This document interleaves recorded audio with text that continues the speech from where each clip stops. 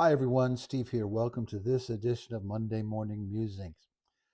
When we come out of abusive church situations, we can often go to extremes. When we are in a place that is very unloving, we can emphasize the love of God and we can talk about the love of God. Otherwise, the love becomes therapeutic to us, and the unveiling of the love of God that is in our Father through Jesus Christ, it becomes uh, a very legitimate emphasis in our thinking and our teaching. My concern is that it gets sentimentalized along the way and that everybody thinks they're a swell person.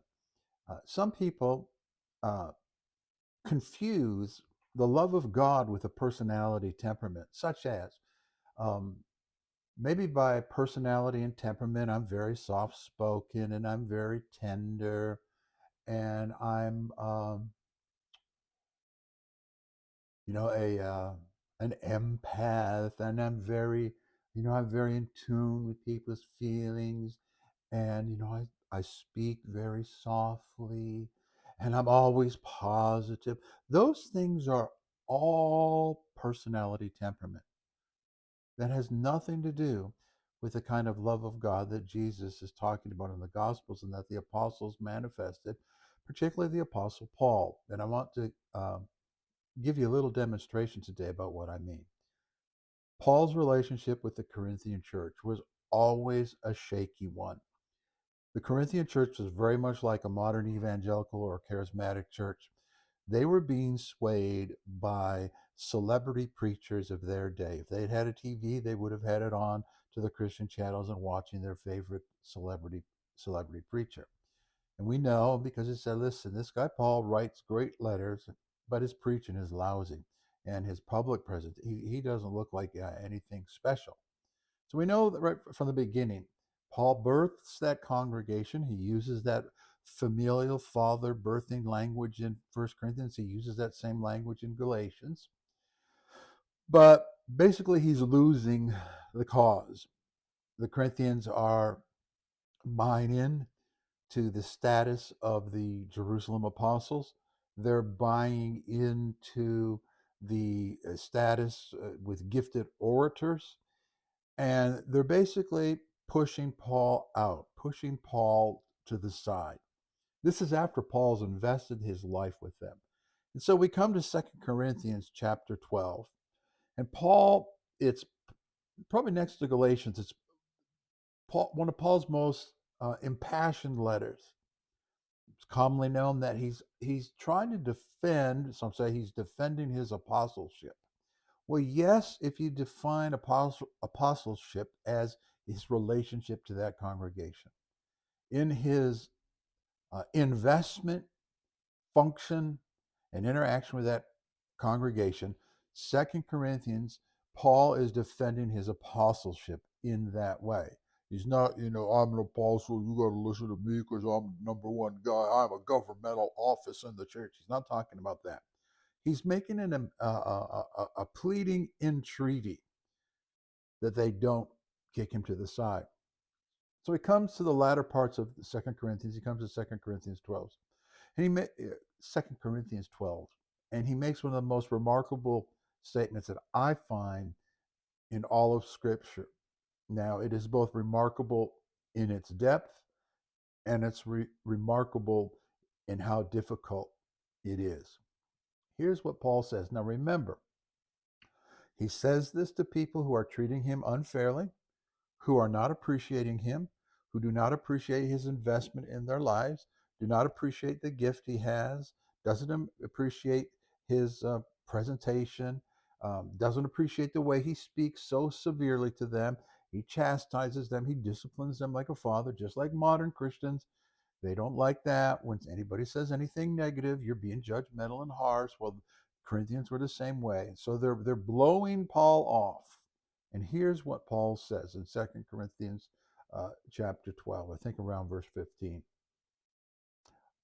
I will therefore most gladly spend and be spent by you though I am loved the less for it. Let's take each of those in a little object lesson. First of all, we should be able to see right away that whatever love he's talking about is not the one that's the trendy topic on Facebook. And it's not related to just because you're not, you think you're a nice person and all your friends are nice people and we're nice, we're not like those other people. Paul says, I will spend first. So that means volitionally. He will give himself volitionally from his will for the Corinthians. Now I'm going to use my wallet here, and it's full of thousands of dollars. Not really. So I will spend. That's like me taking out 5, and I choose to spend the 5. That's where most of us live. We and we talk about um, boundaries and um, got to take care of yourself and things like that. And there's an element of truth to that, and we'll talk about that some other day. But that is a metaphor for Paul saying, look, at my life, I am choosing to spend my life for you. But then he turns it up a notch. I will most gladly, therefore, spend and be spent by you. You know what that is? That's like taking your wallet and saying, turning your head and say, take whatever you want.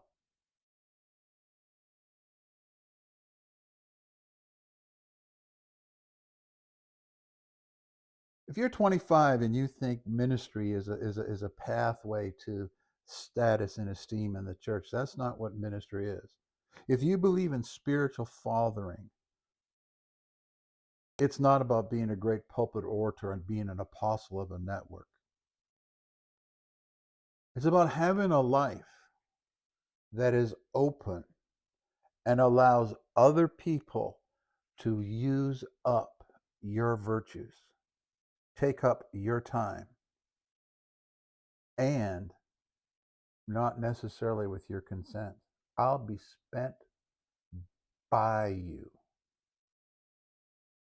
Paul's referring to the mistreatment that he's receiving at the hands of people who he is investing in.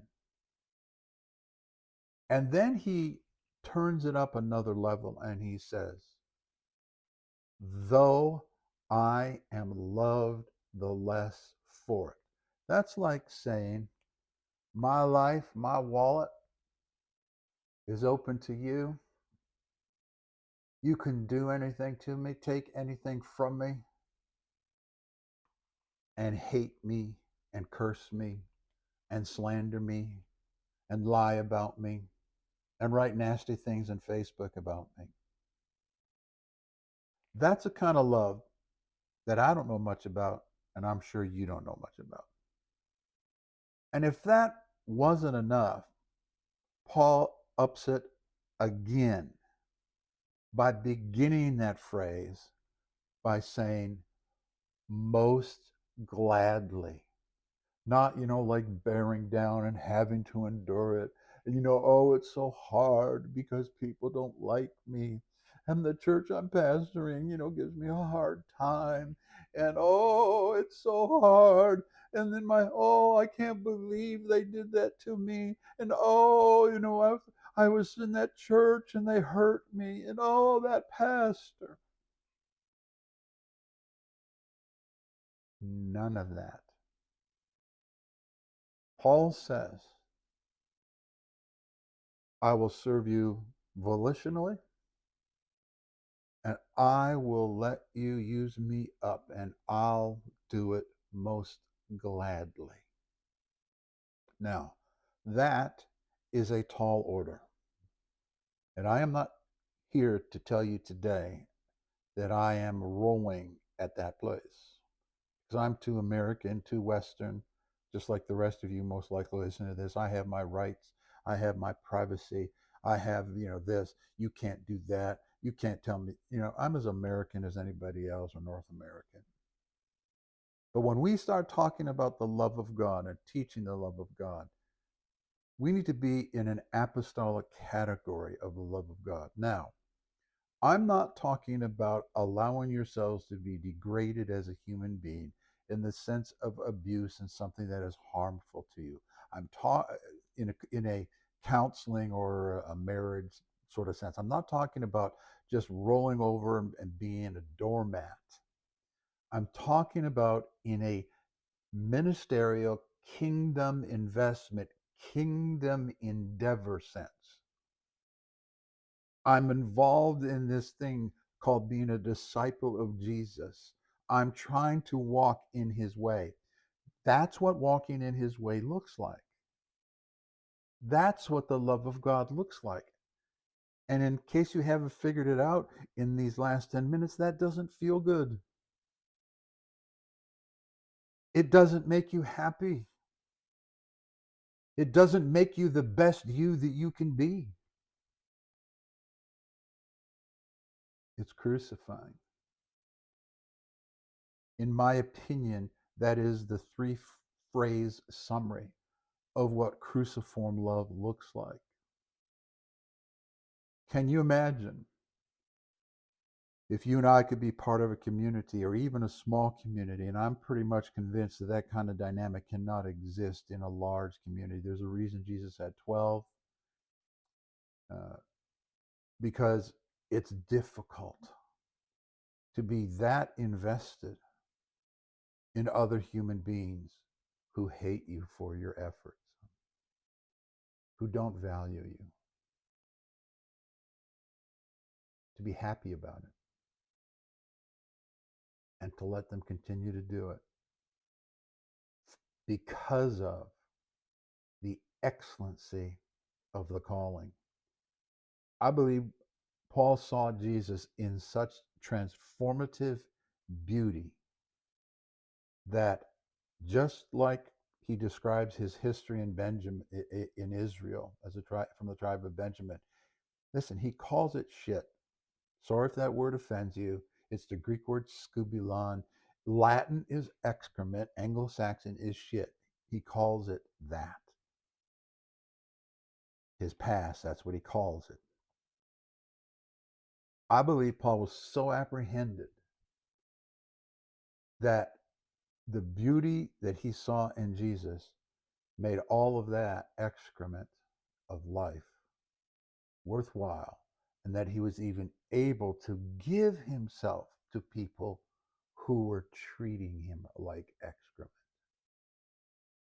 What do we do in our churches when that happens? Do we persist in love? No. We leave, go look for another church. Now, I'm not saying it is never appropriate to leave and look for another church, because there can be, and any of you that have been with me any length of time at all know I have complete series on spiritual abuse and toxic churches and all that. But it is simply too easy for us to go shopping for the church next door because I've been hurt or I've been mistreated, and then post these wonderful memes on Facebook about the love of God, the love of God, oh, the love of God. Well, I believe in being overwhelmed by the love of God, but I believe we need to have an apostolic definition and an understanding of it, as I've just explained to you. And if you're in the kind of environment where you use that spiritual father, spiritual son sort of language, which I am not a fan of, I've written on that elsewhere, done videos on it. I, I think that language needs to be used very carefully, very circumspectly. That's what it means to be a spiritual parent, a spiritual mother, a spiritual father. It doesn't mean you get somebody's tithe. It doesn't mean you're the automatic guest speaker at the annual network conference. It means what St. Paul presents in 2 Corinthians chapter 12. That passage should make it very easy for any of us to walk very humbly before the Lord. I got no problem with that. I got no problem with praying, Lord Jesus, have mercy on me, a sinner. I know there are people out there say, oh, you shouldn't pray that because you're not a sinner anymore. You're saved by grace. You're beloved. All those positional truths. I've read Ephesians. I understand Ephesians. But when you see the cruciform love of God, it's very easy, or should be very easy, to walk very humbly before the Lord, to have the right kind of broken and contrite spirit. I don't mean a destroyed spirit by a spirit that's destroyed by other people or by the pains and sorrows of this world, but a contrite spirit that is broken by seeing how far we fall from that standard and how much we can grow into that standard. I don't let it depress me. I let it be a guideline for my practice. Sometimes people say to me, Steve, what are you doing in ministry? And here's how I'll normally answer that.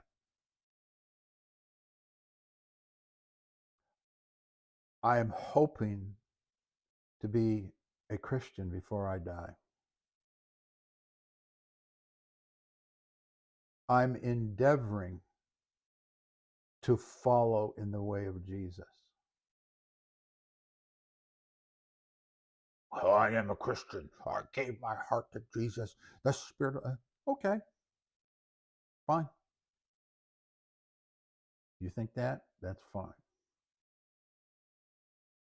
I believe being a follower of Jesus is a lifelong process, not an instantaneous 30-second prayer that instantly sanctifies me. Positionally sanctifies me. I'm not talking about that today. I'm talking about human relational dynamics. I'm very aware of how far short I fall of what I've just shared with you today.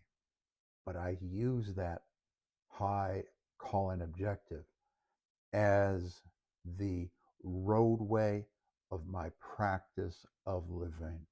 We talk about, well, I want to be conformed to the image of Jesus. That's what it looks like, folks. I know some of us think to be conformed to the image of Jesus means we're going to shine in the dark, we're going to be the best preacher, fireballs are going to come out of our hands, and we're going to work like Miracle Max and the Princess Bride. We're just going to do miracles and miracles and miracles and miracles.